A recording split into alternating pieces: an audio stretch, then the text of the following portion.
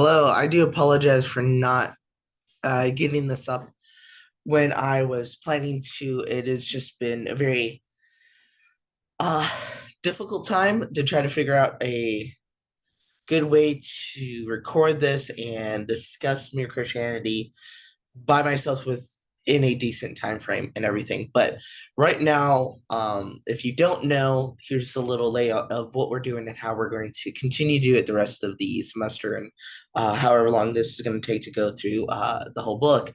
Is we're going to take each chapter a video at a time, and for those that come on Wednesday nights, we're taking it. I'm allowing more of them, the youth, to come and just say what comes to mind, what is interesting, whatever it is that comes when they read it. If there's anything specific of ideas or what did he mean by this or whatever, to kind of give the kids the idea, the thought to just really think about it and go further. But to give a little background to Mere Christianity, it was actually broadcasted before it was written, and that was actually as you see here. The Case for Christianity was the first broadcast over the radio.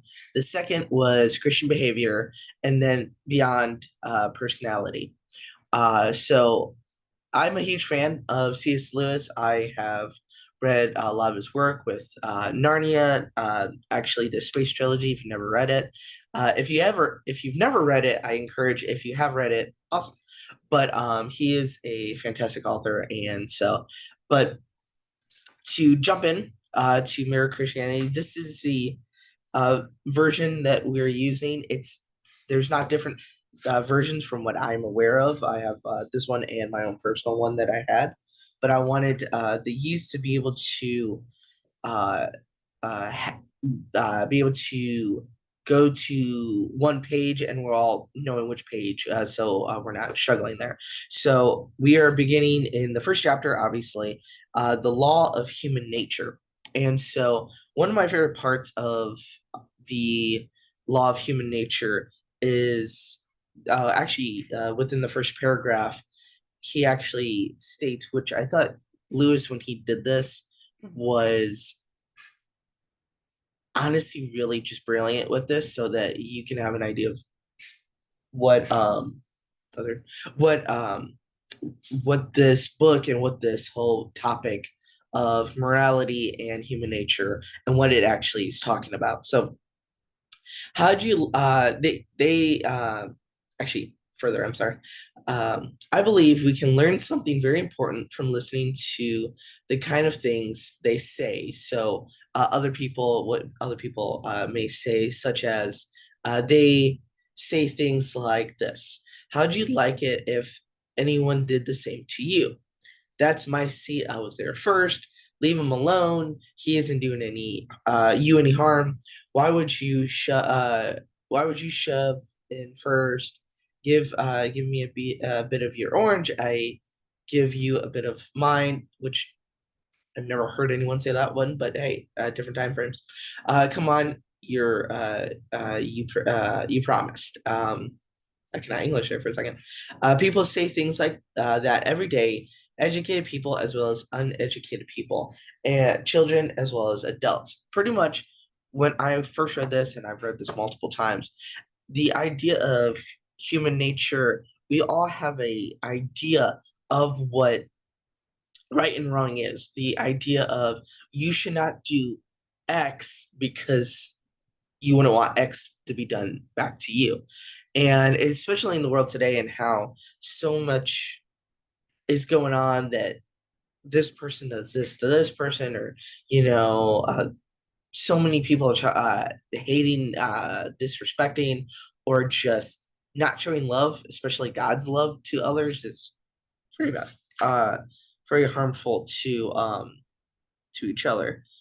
Okay, so within the first chapter, and there's actually further in the second chapter of what is right and wrong and so on. So as I just said a second ago, I know that some people. This is on page 5 of the chapter.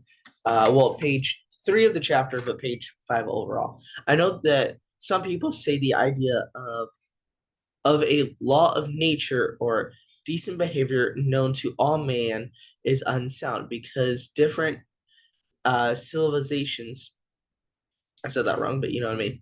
Different ages have had quite different moralities.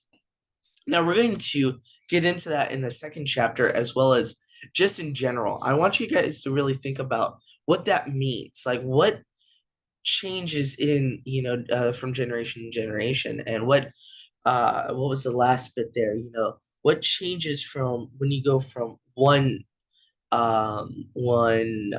just one area to another area, one country to another country. Are their laws different from these laws? I think one of the perfect examples. He actually mentions this, I believe. Uh, right and wrong, doing later moment. I can't find it at the moment, but I know we discussed when we first did this 2 weeks ago, and once again, I do apologize for not getting this up sooner. We talked about a very simple thing of the right and wrong of how we in the U.S. we drive on the right side of the road, but in the U.K. they drive on the left side of the road, and so that to us is the right, and that to them is the right, and so did I say UK? I meant Europe. I'm sorry.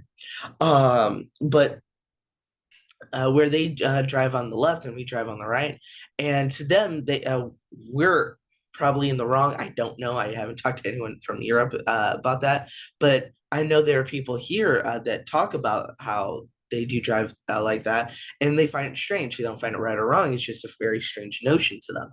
So the idea of what is right and what is wrong is a little bit different, but there is the little differences there.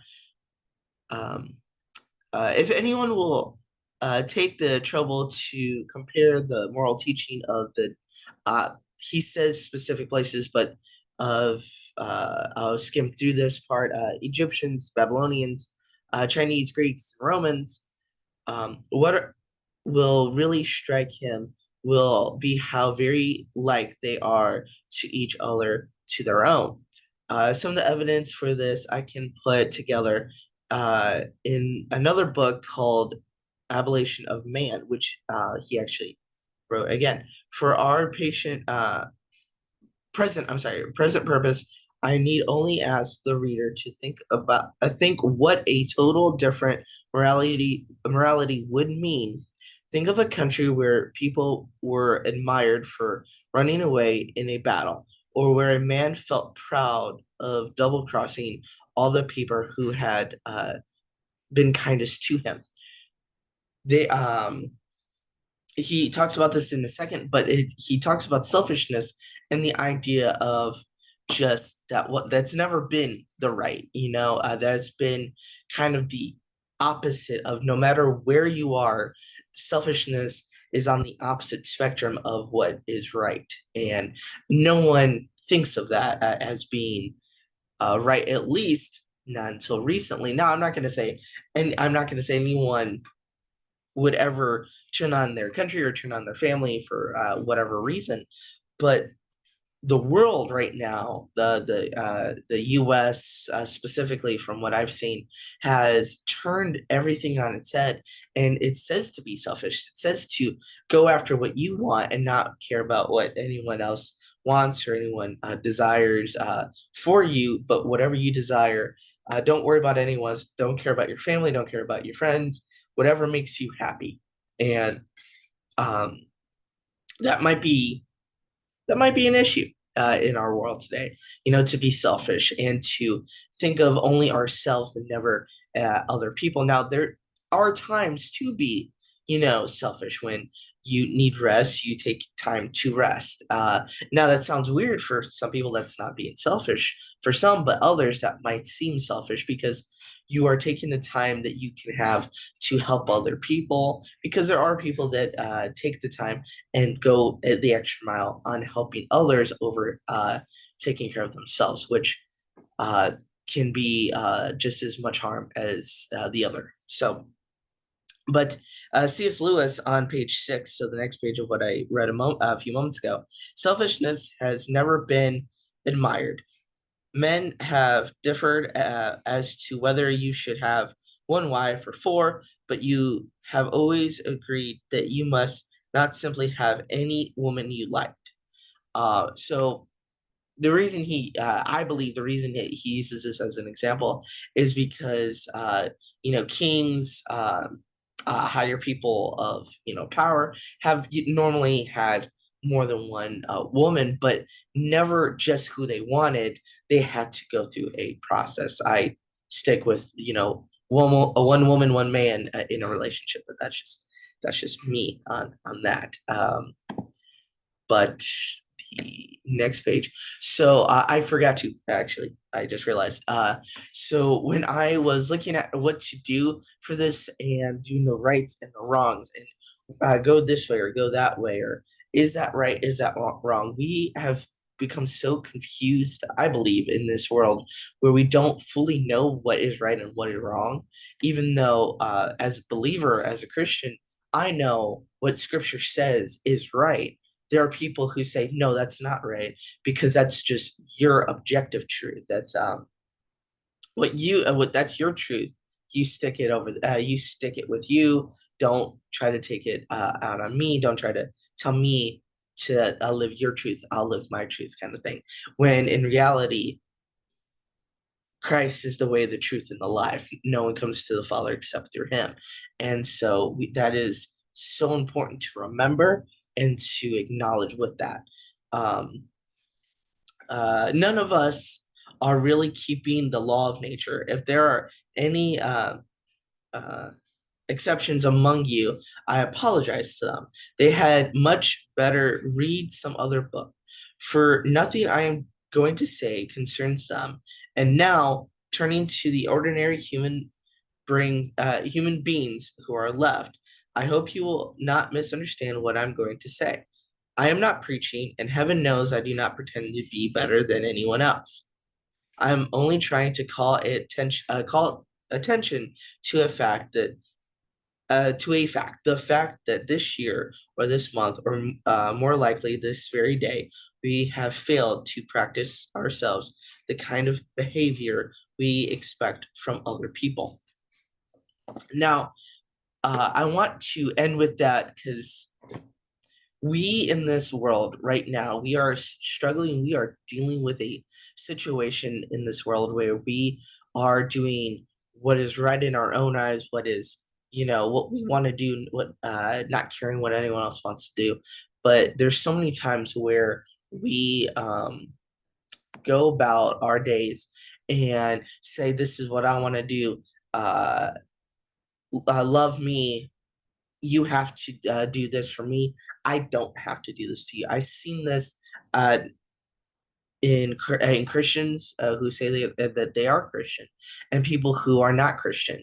I'm not calling anyone out, just like C.S. Lewis said in his chapter and what he said in the broadcast. I'm sure I have never actually heard the broadcast, but no one is better than anyone. No one is perfect. No Christian is perfect. Don't let anyone else ever try to fool you there. No Christian is perfect. And let us also remember and just acknowledge the fact that as believers, we need Christ. We need Christ to be our compass of what is right and what is wrong. The fact that we have Scripture to tell us what we need to do and how we need to do it. I know there are times when it seems outdated or it seems confusing or whatever. That's kind of the hard part with that, especially with non-believers who try to read it, and you may be trying to read it and you don't know what it means or why the Old Testament has like three different books on laws, and you get distracted because there's so many different things. Believe me, as a believer, I've tried to go through the Torah, or the first five books of the Bible, and it's a headache. It's hard to go through.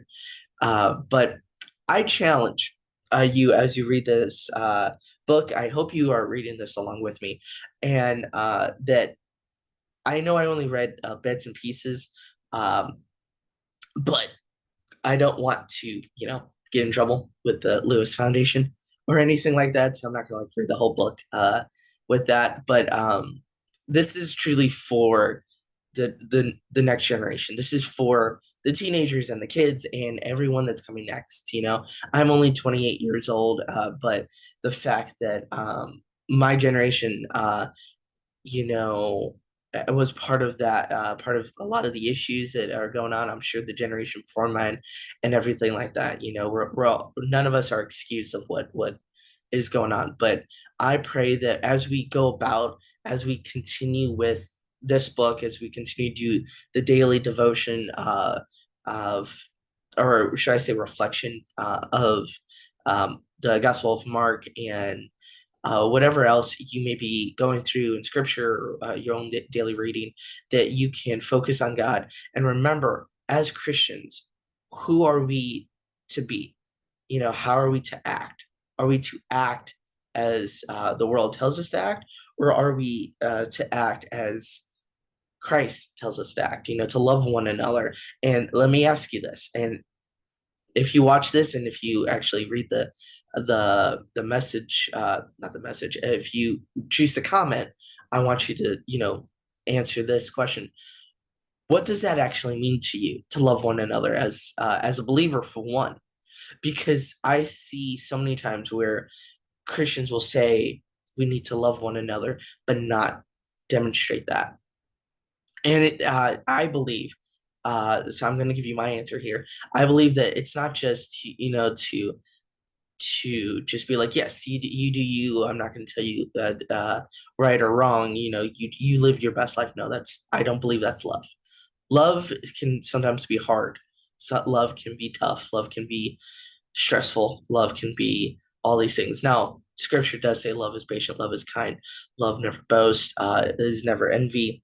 But human love, our love that we face every day, because we're human beings, we have these human emotions that change on the dime, where we could tell someone, for instance, that you love them, but you use the same English word for food.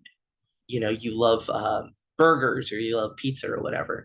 But what is it that we need to do with this? How are we going to share God's love for others?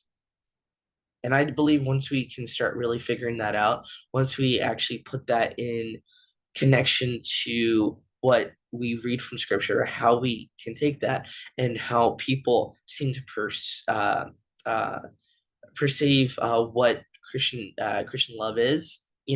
Like, oh, it's them saying that they should love you and then not show love. Maybe that's going to actually make a difference. Maybe that will get non-believers who have hated Christianity for years actually be willing to have a conversation, actually be willing to listen, and not fall away, further from God's love. So I hope this hasn't been too much, or too long, or anything like that. This has been just a time of where are we, and how can we take these steps with what C.S. Lewis taught us through his broadcast and through his book of Mere Christianity, and where we as believers can go with that.